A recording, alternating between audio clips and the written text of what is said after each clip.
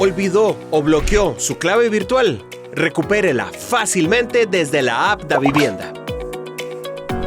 Ingrese a la app y presione en Ayuda para iniciar sesión. Elija la opción Olvidé o bloqueé mi clave virtual. Ingrese su usuario y presione Continuar.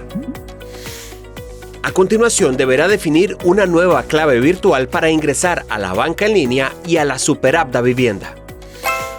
Digite su nueva clave siguiendo los parámetros que le indican. Luego, confirme su clave y presione Restablecer clave.